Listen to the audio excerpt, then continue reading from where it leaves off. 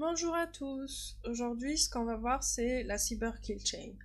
Alors, en premier lieu, il faut savoir que ce concept a été développé par Lockheed Martin en 2011 et c'est une dérivée de la chaîne d'attaque militaire où on va avoir une approche progressive destinée à identifier et à bloquer les activités ennemies. Elle décrit les différentes phases de plusieurs cyberattaques courantes et par extension les points au niveau desquels l'équipe de sécurité peut prévenir, détecter ou intercepter une attaque. Et va avoir pour but de protéger contre les cyberattaques sophistiquées, également ou ce qu'on appelle souvent les menaces persistantes avancées ou les APT, au cours desquels les cyberadversaires passent beaucoup de temps à surveiller et planifier une attaque. En général, ces attaques combinent entre plusieurs techniques pour mettre à exécution leur plan. Donc, ils peuvent utiliser différentes choses comme des logiciels malveillants, entre autres les ransomware, les chevaux de Troie. Ils peuvent utiliser aussi l'usurpation d'identité, l'ingénierie sociale et ainsi de suite. Donc, si on regarde la cyber kill chain, elle est constituée de 7 phases, mais en fait, il y a eu une 8e phase qui a été créée par la suite. Donc la première étape ou la première phase, c'est la reconnaissance. Donc lors de cette phase, le criminel ou le cybercriminel va identifier une cible et rechercher des vulnérabilités et des points faibles à exploiter au sein du réseau. Donc pendant ce processus, l'attaquant peut collecter des identifiants de connexion ou d'autres informations comme les adresses mail, les noms d'utilisateurs, les emplacements physiques, les applications logicielles utilisées, les détails du système d'exploitation et ainsi de suite. Tout ça pour les utiliser dans le cadre d'attaques de phishing ou d'usurpation d'identité ou autres. Et plus le volume d'informations collectées par l'attaquant est grand pendant la phase de reconnaissance, plus l'attaque sera sophistiquée et convaincante et plus la probabilité de réussite va être élevée. Ensuite, on a la deuxième phase ou la deuxième étape qui est la constitution d'un arsenal ou weaponization. Alors dans cette phase, le cyberattaquant va créer un vecteur d'attaque, par exemple un logiciel malveillant d'accès à distance, un ransomware, un virus ou un ver, qui va être capable d'exploiter une vulnérabilité connue. Il peut aussi installer des portes dérobées qui lui permettront de conserver un accès au système si le point d'entrée initial est identifié et bloqué par les administrateurs réseau. Ensuite, on va avoir la troisième phase qui est la distribution. Ici, elle correspond au lancement de l'attaque. Donc son déroulement dépend du type d'attaque envisagée. Par exemple, si l'attaquant peut envoyer une pièce jointe à un email ou un lien malveillant pour susciter une action de l'utilisateur en vue de l'exécution de son plan. Et cette activité peut être combinée à des techniques d'ingénierie sociale pour accroître l'efficacité de la campagne. Puis, on va avoir la phase d'exploitation. Lors de cette phase, le code malveillant est exécuté sur le système de la victime. Ensuite, on va avoir l'installation. Donc, juste après la phase d'exploitation, le vecteur d'attaque est installé sur le système de la victime. Ici, il s'agit d'une étape qui est décisive dans le cycle de vie de l'attaque.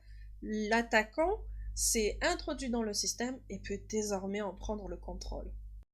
Puis, en phase 6, il va y avoir ce qu'on appelle the command and control, ou commande et contrôle. Dans cette phase, l'attaquant va utiliser le logiciel malveillant implanté pour prendre le contrôle à distance d'un terminal ou d'une identité au sein du réseau cible.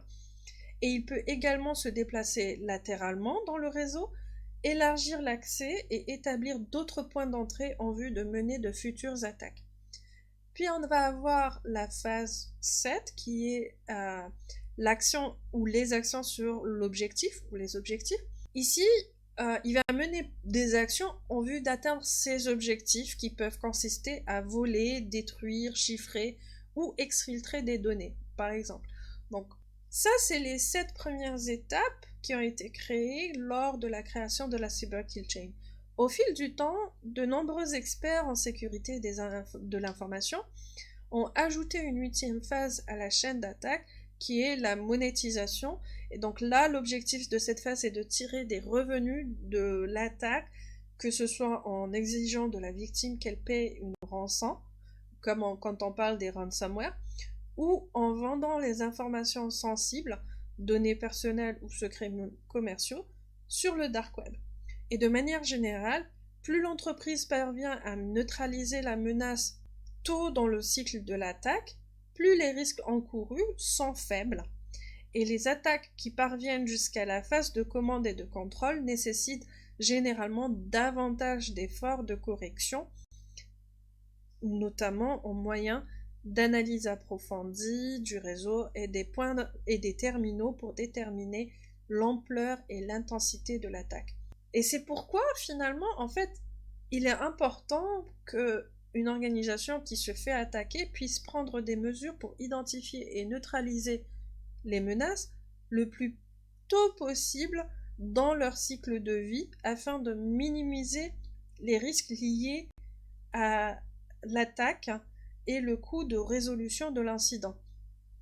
Donc, si on arrive à arrêter l'attaque au niveau de la livraison, à la phase 3, de la distribution, on n'aura pas autant de travail à fournir pour l'arrêter et pour nettoyer que si on détectait l'attaque à un niveau, au niveau de la phase 7 ou de la phase 6, où là on aurait beaucoup plus de choses à corriger et nettoyer. Alors comme on en a parlé tout à l'heure, la Cyber Kill Chain a été créée en 2011. Et depuis 2011, ou depuis la date de publication de ce modèle, les techniques utilisées par les attaquants sont plus sophistiquées, donc ils ont gagné en sophistication et en audace. En d'autres termes, les cyberattaques sont moins prévisibles, il y a des omissions ou des combinaisons d'attaques, et moins de temps pour la découverte et la neutralisation des menaces. Un autre point intéressant à soulever, c'est que puisque ce modèle est prépondérant, il permet de donner des indications aux attaquants sur la structure de défense et ça va les aider à échapper à la détection à des points clés du cycle de vie de l'attaque. Au cours du temps, bien sûr, il y a eu des critiques et des préoccupations qui sont liées à la Cyber Kill Chain. Et bien que la Cyber Kill Chain soit un cadre populaire et courant sur lequel les entreprises peuvent s'appuyer pour élaborer une stratégie de sécurité, elle va présenter plusieurs failles majeures et potentiellement dévastatrices. Alors d'abord, donc l'une des principales critiques à l'encontre de ce modèle, c'est qu'il se focalise sur la sécurité du périmètre et la prévention des logiciels malveillants, alors que la tendance est à la migration des réseaux traditionnels vers le cloud. Sans parler du fait qu'on a une généralisation du télétravail et l'augmentation des terminaux personnels, des IoT, qui va élargir la surface d'attaque par rapport à ce que c'était auparavant. De ce fait, les cybercriminels disposent d'un nombre accru de points d'accès, tandis qu'il sera beaucoup plus difficile pour les entreprises de sécuriser chaque terminal. Autre critique sur la vulnérabilité aux attaques. La chaîne d'attaque présente également l'inconvénient de ne pas pouvoir détecter tous les types d'attaques. Par exemple, le framework est incapable, du moins dans sa formulation d'origine, est incapable de détecter les menaces internes.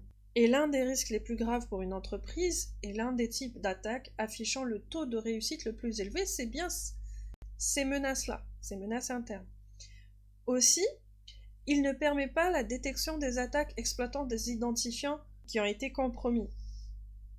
Il peut aussi, par exemple, passer à côté d'attaques web et certains exploits 0-day et ainsi de suite. Donc, ce n'est pas les seuls types d'attaques auxquelles la Cyber Kill Chain est vulnérable, il y en a plein d'autres, mais en voici quelques-uns.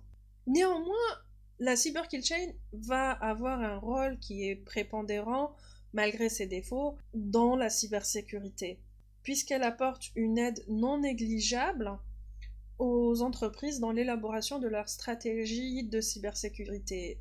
En effet, ce modèle exige des entreprises qu'elles adoptent une série de services et de solutions grâce auxquelles elles pourront détecter les cyberattaques lors de chaque phase de leur cycle de vie grâce à des techniques de cyberveille, interdire l'accès aux utilisateurs non autorisés, empêcher le partage, l'enregistrement, la modification, l'exfiltration et le chiffrement de données sensibles par des utilisateurs non autorisés, répondre aux attaques en temps réel et bloquer le déplacement latéral d'un attaquant dans le réseau. Sur ce, je vous souhaite de passer une bonne journée ou une bonne soirée et à bientôt. Bye!